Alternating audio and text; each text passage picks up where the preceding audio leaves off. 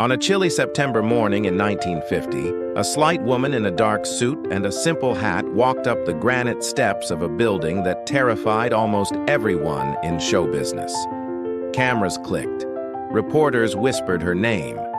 Inside, behind those heavy doors, the House Un-American Activities Committee was waiting. Men who could destroy a career with a single headline. Men who had already made war heroes, writers, actors, and musicians vanish from radio, from television, from movie screens.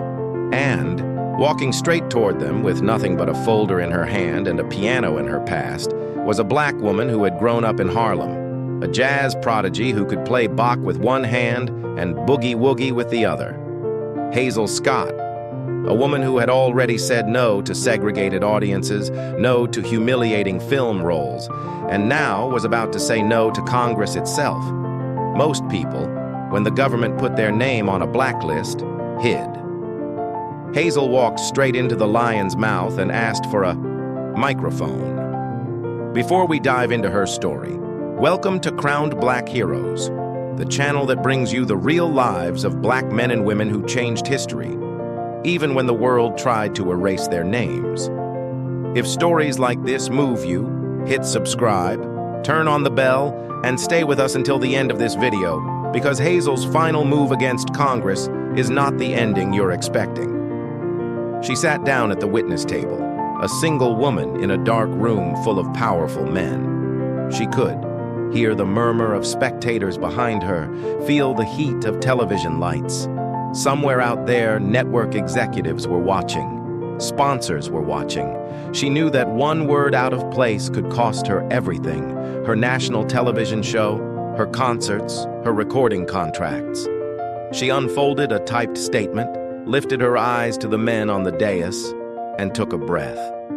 This wasn't just about saving her own career. It was about what it meant to be an American, a black woman, an artist in a country that claimed to love freedom while hunting ghosts. The chairman cleared his throat. "Miss Scott, you may proceed."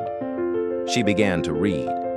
And in that moment, the journey that had started thousands of miles away in Trinidad, then in a cramped apartment in Harlem, finally collided with the full weight of the United States government.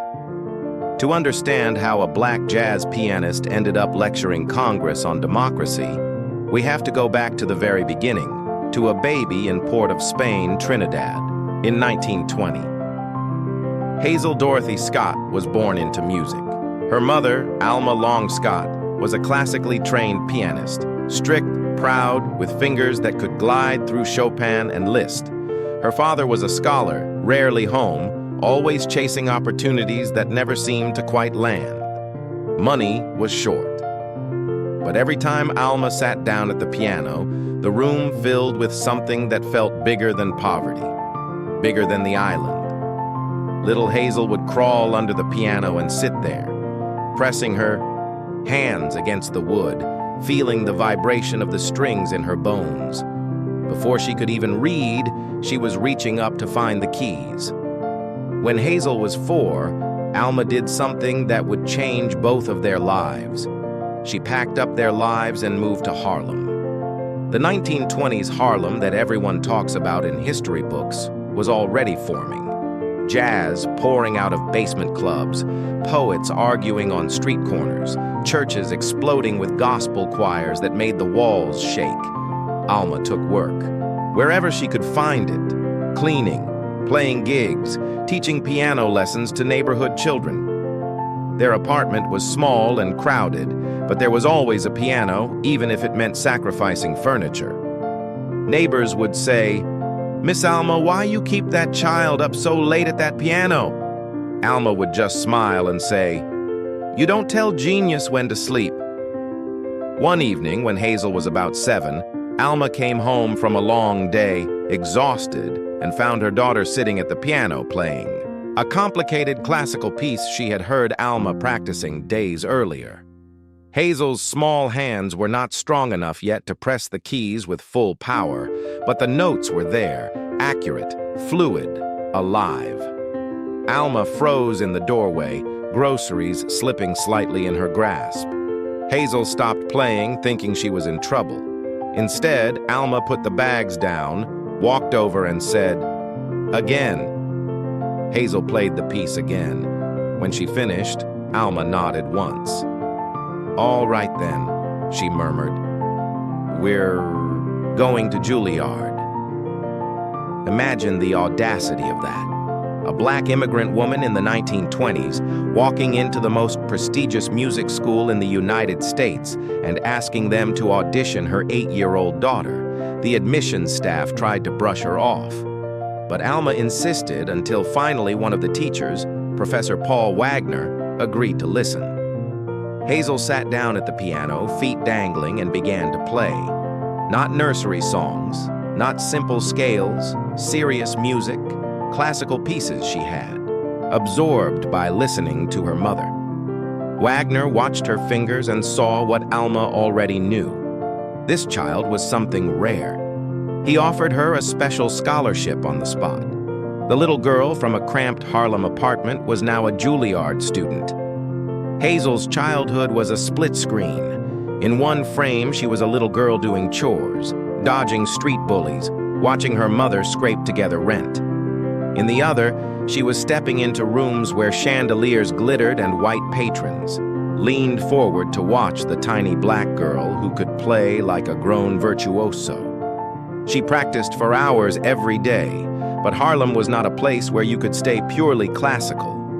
Jazz was in the air, from church basements, from honky-tonks, from the radios in barbershops. Hazel's friends sang the new songs on street corners.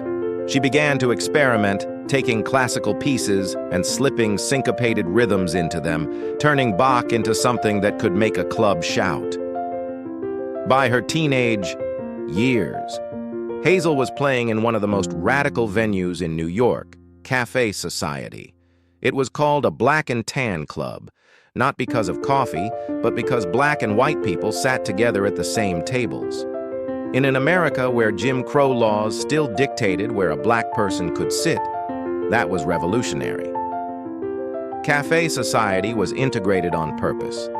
Its owner, Barney Josephson, wanted a place where people of all races could listen to jazz and politics and poetry without a color line. The Club also had a reputation for being left-leaning, the kind of place that made J. Edgar Hoover nervous. But to Hazel, it was simply a place where she could be fully herself. Picture her at the piano there, elegant, confident, her hair styled perfectly, hands flying across the keys. She would start with something like a Chopin waltz, played straight, classical, and precise. Then, without warning, she would swing it. Same melody, but suddenly syncopated, dancing, full of blues inflections. The crowd would erupt. Critics called her the hot classicist. She was proving that a black woman could claim Beethoven and Gershwin, Bach and Boogie Woogie all at once. But talent alone doesn't make someone a hero. What made Hazel dangerous to the system was not just how she played, it was how she refused to be humiliated. When Hollywood came calling in the 1940s, they wanted her to play the typical roles offered to black women at the time: maids, background musicians, scenery. Hazel had other ideas. In her contract, she insisted that she would only appear as herself, as a glamorous performer, never as an inferior servant. She refused to wear bandanas or stereotypical costumes. She demanded the same respect on set that white performers received. Studio executives grumbled. Some threatened to replace her. Hazel did not back down. If a scene suggested that black soldiers and white soldiers would not share the same space, she pushed for changes. If a costume designer tried to make her look like a caricature, she sent the clothes back. "If I can't do it with dignity," she'd say, "I won't do it at all." Her activism wasn't just in contracts and sets. On the road, touring across a segregated United States, she made a personal rule. She would not perform in venues that segregated the audience. In city after city, band leaders and promoters tried to convince her to bend. "Just this once, Miss Scott. It's the law here. You can't change it." She would ask one question: Are black and white patrons seated together? If the answer was no, she walked away. In Austin, Texas, when she learned that black audience members were being forced to sit apart, she refused to go on stage. Officials didn't just cancel the show, they made sure she left town under escort. Texas Rangers drove her out, as if she were the problem, not Jim Crow. Think about what that meant. At a time when a black woman could be beaten, or worse, for stepping out of line, she chose principle over paychecks. In 1949, in Washington state, she sued a restaurant that refused to serve her because she was black. Not just complained, sued. In a region that liked to pretend it was less racist than the South, her case helped push forward a public accommodations law. Wherever she went, there was music, and there was a fight. By 1950, Hazel Scott was more than a nightclub act. She was a star, recordings, films, sold-out concerts. And then she did something no black entertainer in America had done before. She headlined her own national television show, The Hazel Scott Show. 3 nights a week on the Dumont Network, viewers watched her sit at the piano on live TV, radiating charm and effortless skill. She played standards, classical pieces, spirituals. She joked with the camera as if it were an old friend. At a time when most black faces on television appeared only in commercials for cleaning products, there she was, glamorous, intelligent, in total control of her stage.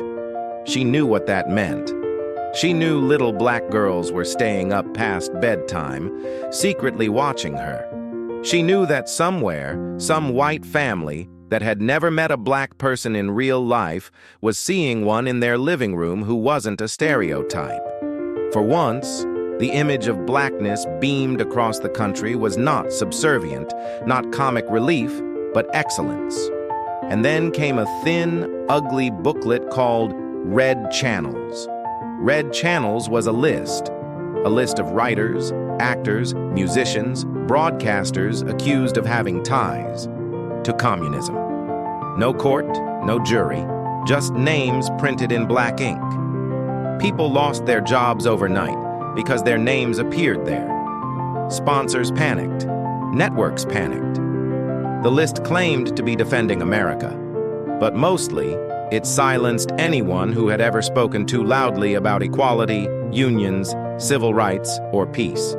People who had performed at benefits, signed petitions, or, as in Hazel's case, played at a club like Cafe Society, which the FBI considered suspicious. In June 1950, Hazel Scott's name was there, among the subversive entertainers. Imagine seeing your reputation reduced to a sentence in a booklet you never asked to be in. She knew what it meant. Shows canceled, radio bookings gone, whispers, "Hazel is trouble." For a black woman in entertainment, being too outspoken was already dangerous. Being labeled a communist on top of that, it could end everything. Most people who found their names in red channels did one of two things. Some begged for forgiveness, naming friends and colleagues. Others stayed silent, hoping the storm would pass. Hazel chose a third path. She decided to confront Congress directly. She wasn't subpoenaed. She wasn't dragged in. She requested to appear before the House Un-American Activities Committee voluntarily to clear her name and, more importantly, to defend the right of artists to speak freely without being, as she would later put it, covered with the mud of slander. So there she was on that September morning in Washington, D.C., stepping out of a car in front of the House office building. Reporters shouted questions. Did she deny being a communist? Was she afraid? She didn't stop to chat. She had something different in mind. Inside, her husband, Congressman Adam Clayton Powell, Jr., could not sit on the committee, but he was somewhere in the building, watching, knowing that his wife was walking into a room that had made grown men cry. She took her seat at the witness table. The room quieted. Members of Congress adjusted their microphones. Hazel asked for permission to read a prepared statement. That alone was unusual. HUAC liked to control the script, to ask yes or no questions that trapped people. They agreed, perhaps expecting an apology. What they got instead was something closer to a sermon on democracy. She began by stating the obvious. She was not a communist, had never knowingly worked for any communist organization. But then she pivoted. She spoke about what it meant to see her name smeared, without evidence, to be tried in the press instead of in a court. She reminded them that America was supposed to be different from the dictatorships it feared. A free country, she said, should not destroy people's livelihoods based on rumor. She called the accusations the dangerous weapon of gossip. She warned that, in their rush to root out enemies, they were damaging innocent lives. She did not raise her voice. She did not tremble. She spoke calmly, with the same poise she brought to a concert hall. And that may have been even more unsettling than anger. Here was a black woman, an immigrant, a musician, not a general, not a banker, telling Congress that they were failing their own ideals. There was a moment, witnesses later recalled, when the room seemed to hold its breath. The committee members asked a few follow-up questions, but there was no shouting, no humiliation. They excused her. She left the hearing not in handcuffs, not in disgrace, but on her own feet. If the story ended there, you might think. She won, case closed. But history is rarely that clean. 1 week after her testimony, the Hazel Scott show was canceled. The network gave polite reasons, schedule changes, sponsor issues. But everyone understood what had happened. In the climate of fear, it was safer to quietly drop a black woman who had dared to lecture Congress than to stand by her. Concert bookings slowed. Newspapers that had once praised her brilliance now ran stories hinting at controversy. The letters that arrived at her home were mixed, some full of admiration, others full of hate. She had told the truth, and the system had punished her for it. The stress took its toll. In 1951, Hazel collapsed under the weight of it all and suffered a nervous breakdown. For a while, the woman who had conquered concert halls could barely get out of bed. Think of the emotional whiplash, from standing at the center of American television to being treated as too dangerous to air, all because she refused to grovel. Most people at that point would have retreated quietly, shrunk their lives down, tried to disappear. Hazel did something else. When she recovered her health, she took her music where McCarthyism could not easily reach her: Europe. In 1957, she moved to Paris. The city had its own problems, its own racism, but it also had something she needed: distance from the hysteria of the Red Scare. In Parisian clubs, she played to audiences who saw her first as a musician, not as a political problem. She acted in French films. She hung out with writers, activists, other exiles. In one photograph from the early 1960s, you can see her marching with James Baldwin and other African-American expatriates to the U.S. Embassy, showing support for the March on Washington happening back home. Even far away, she couldn't stay silent. In Paris, she was not a victim of HUAC. She was a star again, an artist in full command of her instrument. Night after night, she sat at the piano and did what she did best, turning suffering into sound, tension into rhythm. Audiences might not have known the details of red channels, but they could feel the weight behind her playing. Eventually, though, America called her back. In 1967, with the civil rights movement having won major legal victories, Hazel returned to the United States. The world she stepped into was not the same as the one she had left. There were more black faces on television. Laws had changed. But the entertainment business had a short memory when it wanted to. She no longer had a network show. She wasn't at the top of the charts. She played nightclubs, did guest appearances on variety shows, acted occasionally on television dramas and soaps. A working musician again, but not the household name she might have been if her TV career had been allowed to grow.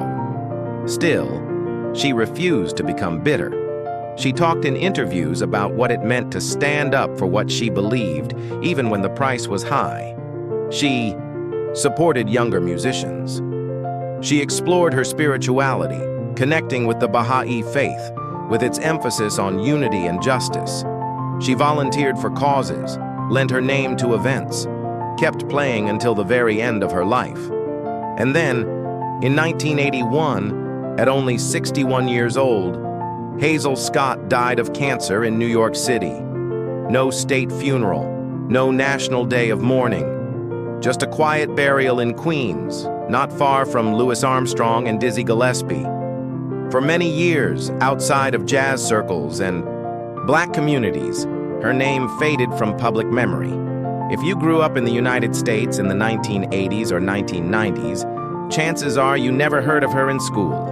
There were no chapters titled "The Black Woman Who Had Her Own TV Show in 1950 and Stood Up to HUAC." But history has a way of circling back to the truth.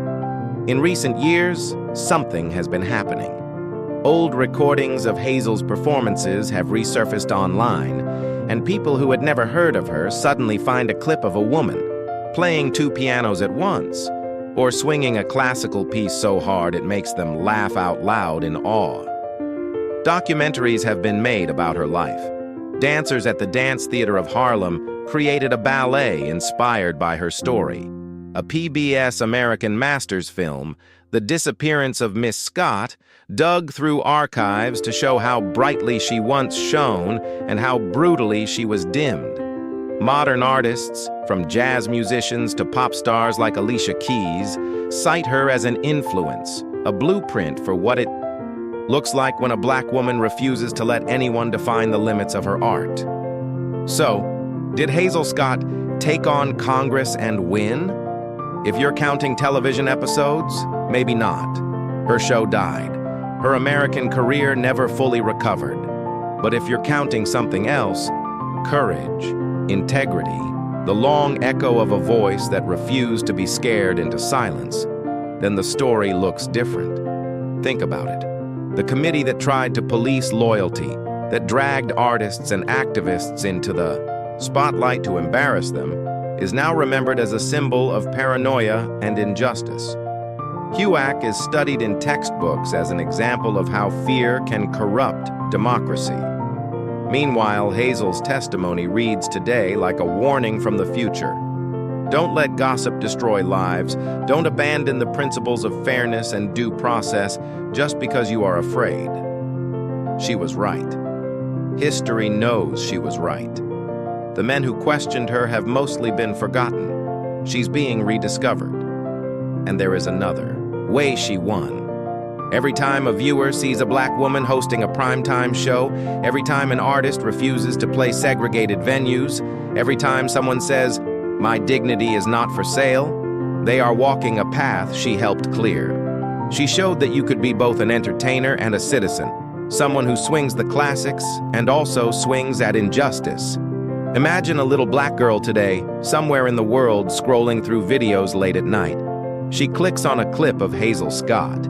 She sees the elegance, the power, the refusal to bow. She might not know about red channels or HUAC yet, but she sees something that lodges in her heart. A woman who moved through the world like a queen at her own piano, unafraid to speak truth to power. Maybe that girl will become a musician. Maybe she'll become a lawyer or a politician or a scientist. Whatever she becomes, she will carry that image with her. A crown that doesn't need jewels, only courage. And that's what we mean when we say, crowned Black heroes.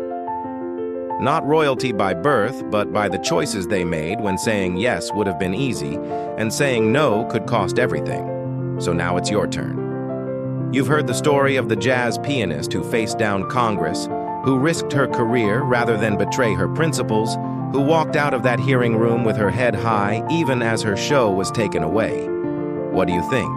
Did Hazel Scott win? Would you have had the courage to do what she did? Tell us in the comments below. We read what you write, and your perspective matters. If this story moved you, if it made you think about the price of speaking up, help us keep these forgotten names alive. Hit the like button so this video reaches more people. Subscribe to Crowned Black Heroes so you don't miss the next story of brilliance and resistance that history tried to bury. And share this video with someone who loves music, who loves justice, or who needs a reminder that true power isn't always on the side of the people holding the microphones. Sometimes it's on the side of the woman who walks into the room, sits down, and in a steady voice tells the truth anyway.